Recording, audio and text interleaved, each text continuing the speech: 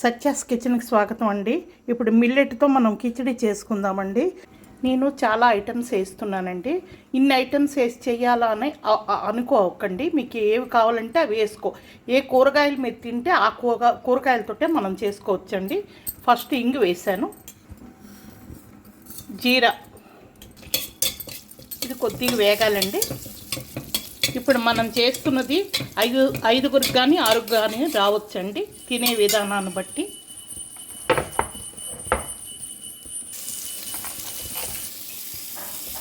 అది ఇది కలిపి ఇప్పుడు వేగాలండి.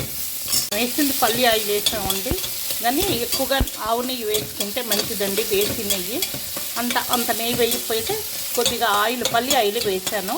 మీరు ఏ ఆయిల్ వాడితే విధానం అది వాడుకోండి.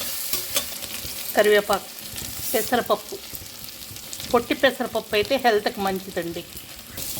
కిచిడి అయిపోయాక లాస్ట్లో మనం వేడి మీద ఆవు నెయ్యి వేస్తానండి. ఇప్పుడు నేను వేసింది పల్లి ఆయిల్, టమాటా, ఆలుగడ్డ.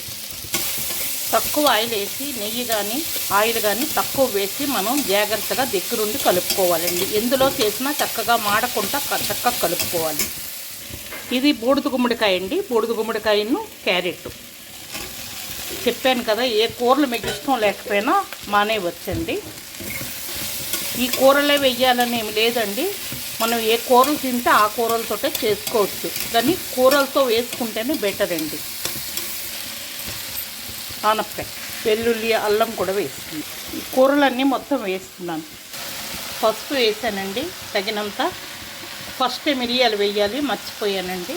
ఇప్పుడు వేస్తున్నాను మిరియాలు. మనం కారం తగ్గించుకొని మిరియాలు ఎక్కువ వాడాలండి. కారం పూర్తి తీసి మిరియాలు వాడినా మంచిదే, కానీ అలా తినలేము అంటే ఇలా. సాల్ట్ కూడా వేసేసాము. ఈ మిల్లెట్స్ కడిగి శుభ్రం చేసి ఆరబెట్టి ఎండబెట్టి మిక్సీలో కాస్త రవ్వ కొట్టిందండి. ఏగిపోయామండి. ఇప్పుడు మనం వాటర్ పోసుకుందాం. ఏ గ్లాస్తో మనం మిల్లెట్ తీసుకున్నామో దాంతో 6 గ్లాసులు వేస్తున్నాం. ధనియాల పౌడర్ వేస్తున్నాం. ఆల్రెడీ ఒకవైపు మనం వాటర్ మరిగించే వేసామండి, అందుకే వెంటనే ఉడికొచ్చేసింది. సాల్ట్ చూసుకొని మనం మూత పెట్టేసుకోవాలండి. ఒక విజిల్ వచ్చాక ఆఫ్ చేయాలి.